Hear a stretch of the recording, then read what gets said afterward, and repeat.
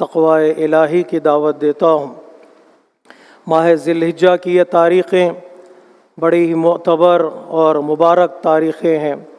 یہ وہ 10 دن ہیں جسے حضرت موسیٰ علیہ السلام کے لیے اللہ نے ایکسٹینڈ کیا تھا مناجات کے لیے، اللہ تبارک و تعالیٰ سے اپنے رابطے کو مضبوط اور اسٹرانگ بنانے کے لیے، اور وہ 10 دن ایکسٹینڈ کیے گئے۔ حضرت موسیٰ نے اللہ کی بارگاہ میں مناجاتیں کی، اور یہ 10 دن مناجات کے دن ہیں، 10 دن دعاؤں کے دن ہیں، اور یہ 10 راتیں عبادتوں اور مناجات کی راتیں ہیں۔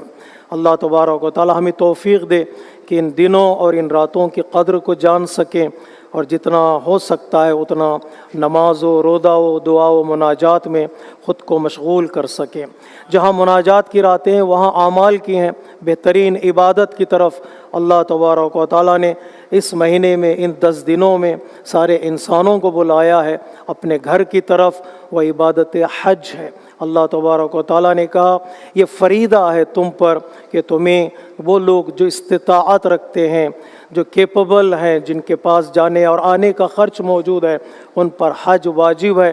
اللہ کے گھر کی طواف کے لیے، زیارت کے لیے وہ اپنے گھروں سے نکلیں۔ اللہ تبارک و تعالیٰ نے ہمیں انوائٹ کیا ہے کہ زندگی میں ایک مرتبہ کم سے کم اللہ کے گھر کی زیارت کر سکے۔ کس گھر کی طرف بلایا ہے اللہ تبارک و تعالیٰ نے؟ قرآن مجید نے سورہ آل عمران آیت نمبر 96، 97 اور 98 میں بتایا کہ اس گھر کی طرف جو اللہ نے بلایا یہ کوئی معمولی گھر نہیں ہے۔ ان اول بیت، روئے زمین پر سب سے پہلا گھر جو عبادت کے لیے بنایا گیا اللہ تبارک و تعالیٰ کا یہ گھر ہے جسے ہم خانہ کعبہ کہتے ہیں، بیت اللہ کہتے ہیں۔ اللہ تبارک و تعالیٰ پہلا گھر ہے جسے اللہ تبارک و تعالیٰ نے زمین پر خلق کیا، بنانے کا حکم دیا۔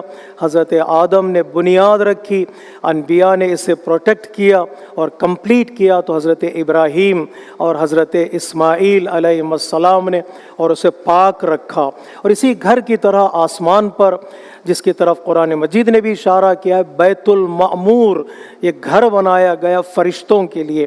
زمین پر خانہ کعبہ انسانوں کی طواف کے لیے، اور اس گھر پر آسمانوں پر ایک گھر ہے بیت المعمور جو فرشتوں کے لیے، فرشتوں کے طواف کے لیے بنایا گیا، وہ آسمانوں پر ہے۔ رائٹ اپ ٹورڈز دا خانہ کعبہ کی بلندی کی طرف آسمانوں پر بنایا گیا۔ روایت میں ہے کہ روزانہ 70,000 اینجلز اس خانہ بیت المعمور کا طواف کرتے ہیں۔ ان کی پوری زندگی میں صرف ایک مرتبہ انہیں موقع ملتا ہے بیت المعمور کے طواف کرنے کا۔ اگر کسی کو روئے زمین پر خانہ کعبہ کے طواف کا موقع ملتا ہے تو ان کا عمل، ان کا یہ ایکشن فرشتوں کا عمل اینجلز کے ایکشنز کی طرح ہے۔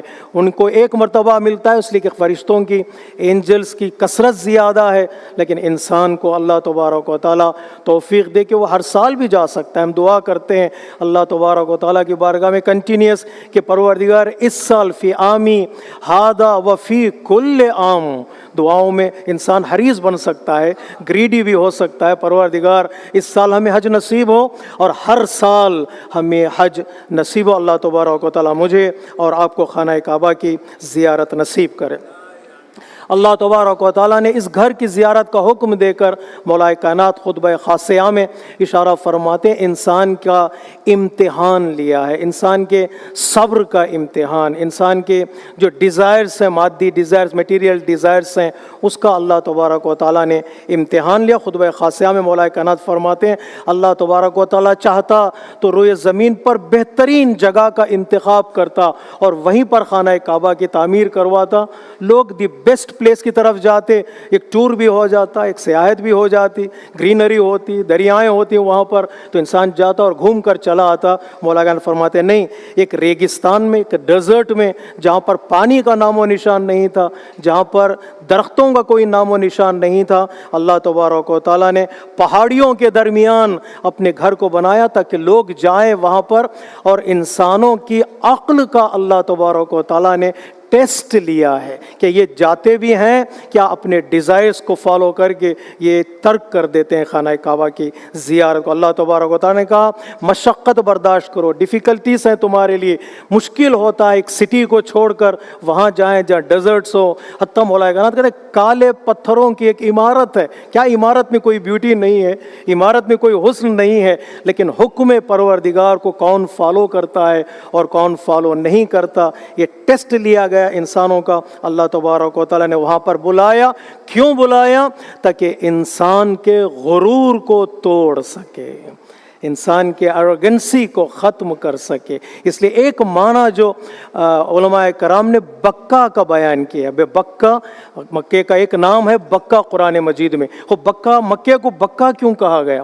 بکہ تم مبارکہ، بکہ اس لیے کہا گیا، ایک معنی یہ کہ وہاں پر بھیڑ ہوتی ہے، بکہ یعنی بھیڑ، کراؤڈ ہوتا ہے وہاں پر، ایک ہیوج کراؤڈ ہے، اور ان کراؤڈ کے درمیان انسان کو نہ تو اپنے لباس کا خیال رہے گا، نہ اپنے باڈی کا خیال رہے گا، کون ٹکرا رہا ہے، کون پیر کچل رہا ہے۔ وہ کراؤڈ میں انسان کا غرور کچلا جاتا ہے، انسان کی ایروگنسی کچلی جاتی ہے۔ انسان عام طور پر اپنے بدن کا خیال کرتا ہے، اپنے لباس کا خیال کرتا ہے، اپنے سٹیٹس کا خیال، وہاں سب ایک رنگ میں ہوں گے، ایک لباس میں ہوں گے، ایک ڈائریکشن میں ہوں گے۔ اس کراؤڈ میں انسان کا غرور کچلا جائے گا اور توڑا جائے، اس لیے اس کو بکہ کہا جاتا ہے۔ بعض کامنٹیٹرز کہتے ہیں ممکن ہے بکہ کا ایک معنی اس خاص مقام ہے جہاں پر خانہ کعبہ ہے، اس پلیس کو، خاص پرٹیکولر پلیس کو کہتے ہیں بکہ، اور پورے سٹی کو کہتے ہیں مکہ۔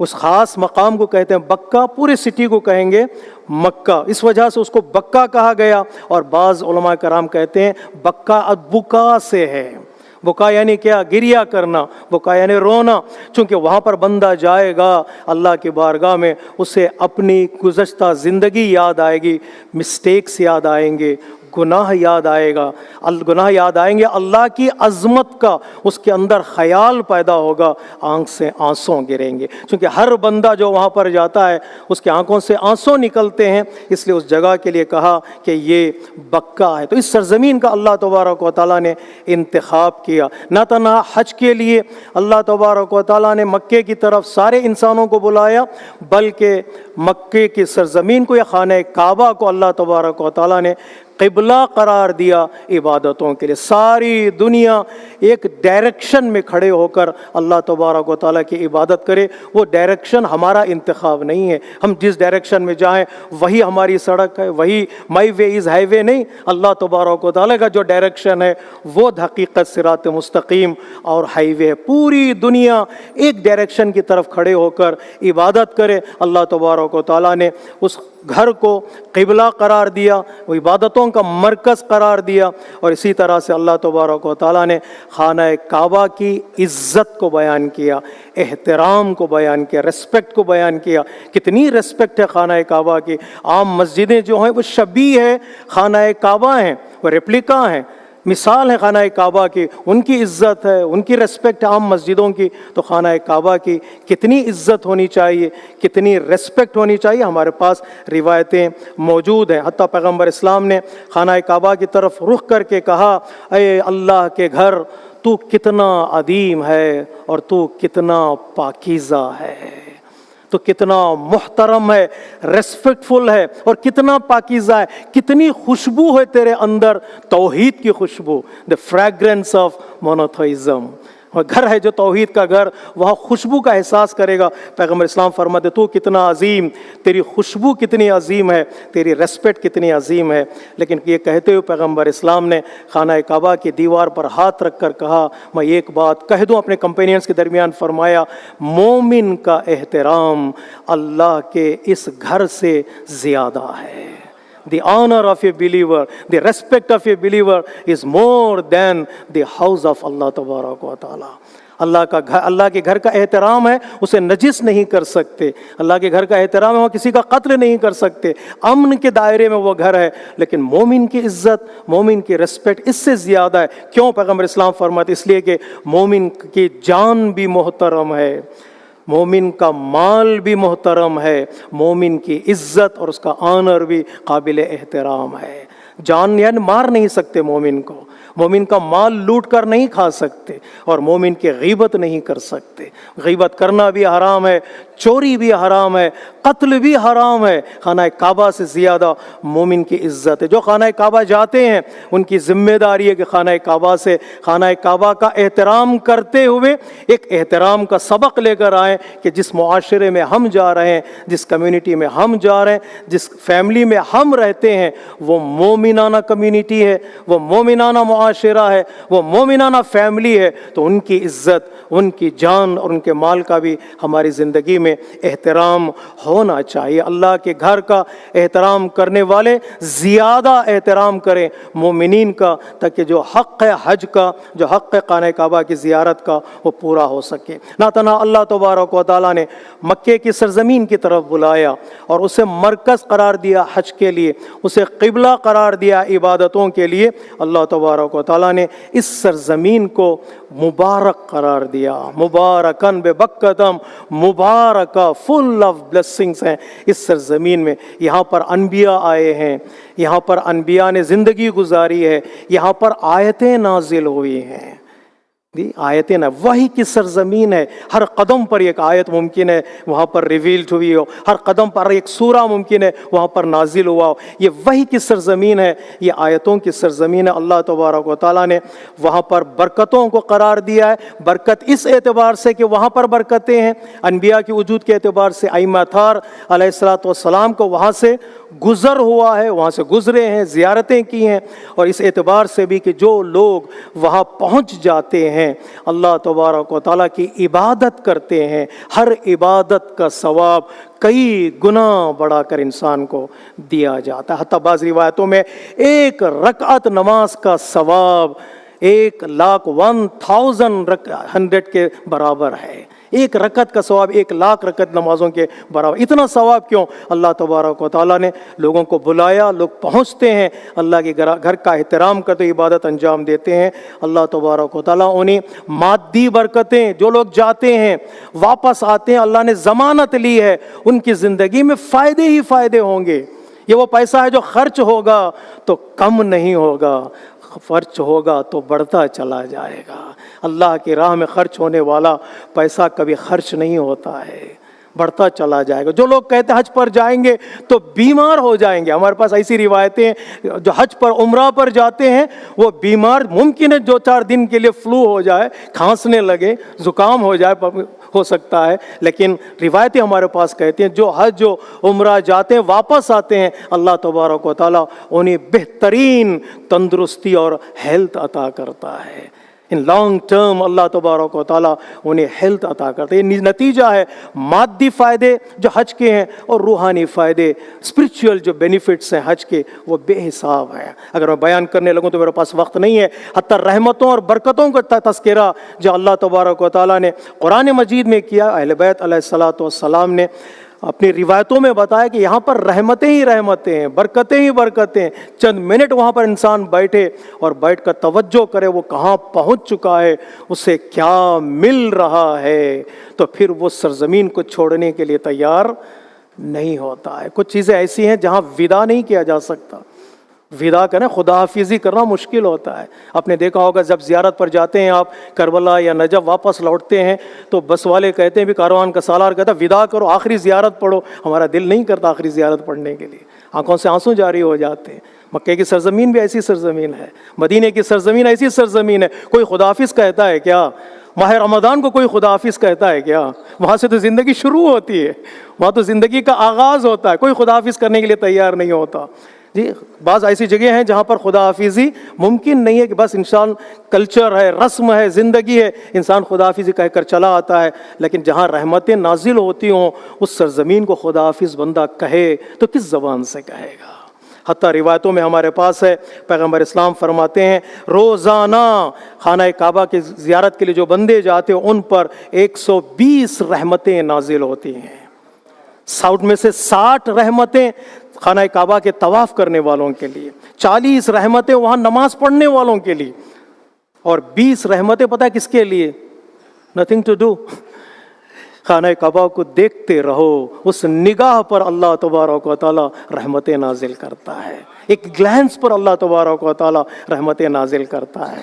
یہ وہ فضیلتیں ہیں جو حاجیوں کے لیے ہیں، وہی فضیلتیں ہم یہاں رہ کر درک کر سکتے ہیں اعمال کے ذریعے سے، دعاؤں کے ذریعے سے، مناجات کے ذریعے سے۔ جو نماز ہم پڑھتے ہیں 10 دن 10 راتوں میں، نماز مغرب اور عشاء کے درمیان، ان نماز کے ذریعے سے، روز عرفہ کی ذریعے سے تاکید کی گئی ہے کہ روز عرفہ اس کی امپورٹنس کے قائل ہو جاؤ، روزہ رکھو، دعا پڑھو، تاکہ اللہ تبارک و تعالی ہمارا شمار بھی ان حاجیوں میں کرے جو حاجی مکہ کے میدان میں، عرفات کے میدان میں، مینا کے میدان میں اعمال بجا لا رہے ہیں انشاءاللہ۔ ان احسن الحدیث وابلغ الموعظہ کتاب اللہ، بسم اللہ الرحمن الرحیم، والعصر ان الانسان لفی خسر الا الذین آمنوا وعملوا الصالحات وتواصوا بالحق وتواصوا بالصبر۔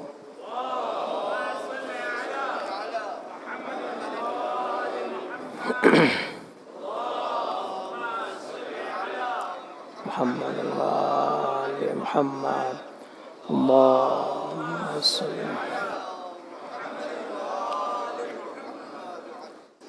بسم اللہ الرحمن الرحیم، الحمد للہ الذی بابک مفتوح للراغبین وخیرک مبذول للطالبین وفضلک مباح للسائلین ونیلک متاع للعاملین ورزقک مبسوط لمن عصاک وحلمک معترض لمن نأواک عادتک الإحسان إلى مسیئین سبیلک الإبقاء على المعتدین اللہم فاہدنی ہدی المہتدین وارزقنی اجتہاد المجتہدین ولا تجعلنی من الغافلین المبعدین واغفر لی یوم الدین۔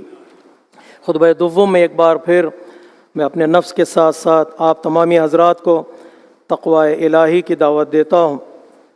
جہاں حج کے موقع پر اللہ تبارک و تعالیٰ نے لوگوں کو بلایا، وہیں پر میسیج بھی دیا ہے اللہ تبارک و تعالیٰ نے۔ جہاں گھر کی طرف بلایا، وہاں پر پرسنالٹیز کی طرف توجہ بھی دلائی۔ فیہ آیات بینات مقام ابراہیم، جاؤ وہاں پر اللہ کی نشانیوں کو دیکھو۔ The clear science of Allah, clear science of Allah میں جو بہترین نشانی اللہ نے بتائی ہے وہ مقام ابراہیم علیہ السلام ہے۔ توحید کے گھر میں حضرت ابراہیم کو کیوں یاد کریں بھیا؟ مقام ابراہیم کے پیچھے کیوں نماز پڑھیں؟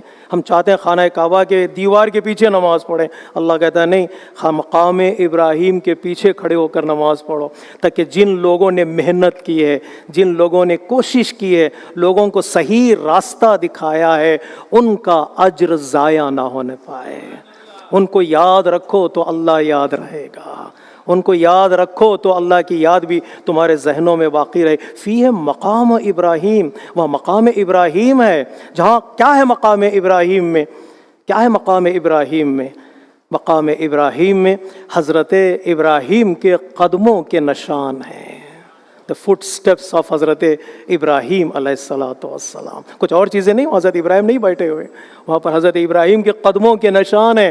وہاں پر جائے بندہ دیکھے، اس کی زیارت کرے، اس کے پیچھے نماز پڑھے، تو در حقیقت انسان کا طواف کمپلیٹ ہوتا ہے، انسان کا حج کمپلیٹ ہوتا ہے۔ اللہ نے یاد دلایا وَمَن دَخَلَهُ كَانَ آمِنًا۔ ایک سبق لینا لیڈرشپ کا، ایک سبق لینا ولایت کا، ایک سبق لینا امامت کا۔ ابراہیم تمہارا لیڈر نہ ہو، ابراہیم تمہارا اسوہ نہ ہو تو تمہارا حج مکمل نہیں ہوتا۔ اور ایک سبق دیا امن کا، پیس کا، ومن دخلہ کان آمنا۔ جو لوگ خانہ کعبہ میں داخل ہو جاتے ہیں وہ امان پا جاتے ہیں۔ امن کا سبق لے کر آنا، کہیں میری زبان سے، میرے ہاتھ سے، میرے ایکشن سے، میری باتوں سے کسی کو نقصان نہ پہنچے۔ یہ سبق ہے نا خانہ کعبہ سے لے سکتے ہیں۔ بہترین سبق ولایت کا، حتیٰ ہمارے پاس روایتوں میں ہے کہ تمام الحج لقاء الامام، سارے مسلمان بغیر کسی تفریق کے مکہ مکرمہ کی زیارت کے بعد، حج کی کمپلیٹ کرنے کے بعد مدینہ ضرور جائیں گے۔ کچھ لوگ پہلے جاتے ہیں، اجازت لے کر مکہ آتے ہیں، کچھ لوگ بعد جاتے ہیں، اپنے اعمال کو قبول کروانے کے لیے جاتے ہیں۔ یا پروردگار اس مدینہ ہم پہنچ چکے ہیں، اس رسول کے صدقے میں ہماری عبادتوں کو قبول کر لے، اس جنت البقیع کے صدقے میں ہماری عبادتوں کو قبول کر لے۔ یہ وہ وسیلہ ہے جو ہماری عبادتوں کو قبول کرواتے، راستہ دکھانے والے یہی، راستے پر چلانے والے یہی، اور راستے کو منزل تک پہنچانے والے یہی ہیں۔ تمام الحج لقاء الامام، حج اس وقت کمپلیٹ ہوتا ہے جب انسان کی امام سے ملاقات ہو جائے حج پر غور کرے، ہو از مائی لیڈر، ہو از مائی امام، کیا میں امام کو دیکھ سکتا ہوں؟ ڈھونڈے انسان عرفات کے میدان میں، ڈھونڈ کے لیے کوئی نہ لے تو ناراض ہو جاؤں، تو کہیں نام کے لیے نہ، تو پھر حج قبول نہیں ہوگا۔ کہیں بزنس تو نہیں ہے یہ تمہارا حج پر جانا، کہیں تجارت تو نہیں ہے، اس سے منع کیا گیا حج کو کاروبار نہ بناؤ۔ کہیں ایسا نہ ہو کہ حج کے دوران بھی ہم کسی کی غیبت کر بیٹھیں، حج کے دوران بھی کسی کے دل کو توڑ بیٹھیں، گناہ ہم سے سرزد ہو جائے، وہ حج کمپلیٹ نہیں ہوتا۔ کہیں ایسا نہ ہو کہ حق العباد، حق الناس میری گردن پر ہو جسے میں نے ادا نہیں کیا ہے۔ حج کمپلیٹ ہونے والا نہیں ہے جب تک میں ان کے حق کو ادا نہ کروں یا ان سے معافی نہ مانگ لوں۔ کہ یہ حق حقوق ادا نہ ہو، انسان کا حج مکمل نہیں ہوتا۔ ضرورت ہے کہ ہم اس بات کی طرف توجہ کریں، حج للہ کے لیے ہو، اللہ کے راستے میں ہو۔ اللہ تبارک و تعالیٰ جو حج پر گئے ان کے حج کو قبول فرمائے، جو حج کا انتظار کرتے انشاءاللہ آئندہ سال اللہ تبارک و تعالیٰ ہم سب کو خانہ کعبہ کی زیارت نصیب کرے۔ اور ایک ریمائنڈر میں یہاں پر دینا چاہتا ہوں، انشاءاللہ آپ لوگ کر رہے ہیں وہ کام، لیکن ایک ریمائنڈر ہونا چاہیے۔ ہماری کمیونٹی میں دیکھنے میں کم آتا ہے، ہو سکتا ہے پس پردہ آپ بہت عبادت کرتے ہیں، بہت کام کرتے ہیں، وہ قربانی دینے کا مسئلہ ہے۔ قربانی جو حج کے میدان میں، مینا کے میدان میں حج کے دن دی جاتی ہے، وہ قربانی واجب ہے۔ اس کی شبیہ میں حضرت ابراہیم علیہ السلام کی پیروی کرتے ہوئے اپنے گھروں میں، اپنے باغات میں، اپنے فارمز میں مل کر سب قربانی دے سکتے ہیں، اپنے گھر والوں کی سلامتی کے لیے، اپنی ترقی کے لیے۔ ایک تو حضرت ابراہیم علیہ السلام کی لیگیسی کو بڑھانے کا کام کرتے ہیں ہم لوگ، ان کے میراث کو آگے بڑھائیں گے، جیسے عزاداری برپا کرتے ہیں، حضرت ابراہیم کے نام کی شبیہ بناتے ہیں، اور قربانی دینا ہے ریکمینڈڈ ہے، ہائیلی ریکمینڈڈ ایکٹ ہے کہ آپ قربانی دیں، دے سکتے ہیں، یا کسی آرگنائزیشن کو قربانی کا پیسہ دے دیں، وہ ذبح کریں گے آپ کے بہاف میں اور وہ ڈسٹریبیوٹ کریں گے گوشت کو فقیروں کے درمیان، پور اور نیڈی لوگوں کے درمیان، اور اس کے حقوق ہیں، ایک محبت بڑھتی ہے، تقوی۔ اللہ تبارک و تعالیٰ کہتا ہے قربانی کے ذریعے سے it will help to develop your تقوی، پیوریفیکیشن آف دا سول ہے، ایک کنیکشن ہمارے اور درمیان، فقیروں کے درمیان باقی رہ جاتا ہے۔ اسی قربانی کے ذریعے سے $50 $7 کی کوئی قیمت نہیں ہے، لیکن ایک قربانی کے 1000 فائدے ہیں۔ اب جائے کہ آپ سرچ کر سکتے ہیں گوگل میں، ایک قربانی کے ہزاروں فائدے ہیں۔ انسان سکوں میں خرچ کرے، ہزاروں میں کمائے، اس سے بڑھ کر کیا بینیفٹ ہو سکتی ہے اور کیا فائدہ ہو سکتا ہے۔ انشاءاللہ آپ لوگ اس کا بات کا خاص طور پر خیال رکھیں، ایک کلچر بنائیں، ایک تہذیب بننا چاہیے قربانی کی۔ اپنے بچوں کے ساتھ بعض روایتوں میں ہے قربانی دو تو اپنے ہاتھ سے دو۔ کسی کے پاس فارم ہے، ایگریکلچر لینڈ ہے، جو کر سکتے ہیں تو جائیں اپنے بچوں کے ساتھ اپنے ہاتھ سے قربانی دے، ریکمینڈڈ ہے۔ اگر اپنے ہاتھ سے نہیں دے سکتے، گھبراہٹ ہے، ڈر ہے، ہاتھ اٹھتا نہیں ہے، تو وٹنس بنو قربانی کے، at least someone is doing the قربانی، آپ وٹنس بنو کہ کس طرح قربانی دی جاتی ہے، تاکہ بچوں کو بتائیں یہ ہے طریقہ در حقیقت قربانی کا، اور یہ ہے طریقہ در حقیقت لیگیسی کو قائم کرنے کا۔ وہ ممکن ہے کوئی کہے کہ میرے پاس اتنا پیسہ نہیں ہے، ہمارے مراجع کرام کہتے ہیں آپ شیئر بھی کر سکتے ہیں، 5 لوگ جمع ہو جائیں یہ قربانی دیں، پوری فیملی ممبرز جمع ہو جائیں یہ قربانی دیں، پورے دوست جمع ہو جائیں یہ قربانی دیں، پورے ریلیٹیوز جمع ہو جائیں یہ قربانی دیں۔ یہاں تک تاکید ہے قربانی کی، تو ضرور اس کے پیچھے فائدے ہیں، بینیفٹس ہیں، اس کی بات کی طرف خاص خیال رکھیں۔ حتیٰ آیت اللہ سستانی سے کسی نے پوچھا، آقا میرے پاس اب پیسہ نہیں ہے، فیملی ممبرز کے پاس بھی پیسہ نہیں ہے، کیا میں لون لے کر قربانی دے سکتا ہوں، قرضہ لے کر قربانی دے سکتا ہوں؟ یہ کنڈیشن کے ساتھ آقا نے کہا ہاں کیوں نہیں، بسم اللہ، لون لے کر قرضہ لے کر تم قربانی دے سکتے ہو، لیکن بی کیئرفل، اگر ری پے کرنے کی طاقت تمہارے پاس ہے تو اگر دے سکتے ہیں واپس تو قرضہ لو، یہ قرضے کا حکم ہے، عام طور پہ حکم یہی ہے اگر قرضہ واپس کر سکتے ہیں تو بسم اللہ، اگر نہیں کر سکتے تو پرابلمیٹک ہے۔ تو یہ لون لے کر بھی انسان قربانی دے سکتا ہے۔ اللہ تبارک و تعالی ہم سب کو توفیق دے کہ ہم اللہ کے ان احکام جو مستحب ہیں لیکن کافی فائدے ہیں اس پر عمل کرنے کے ہمیں توفیق عطا فرمائے انشاءاللہ۔ ان توفیقات کے لیے صلوات پڑھیں محمد و آل محمد پر۔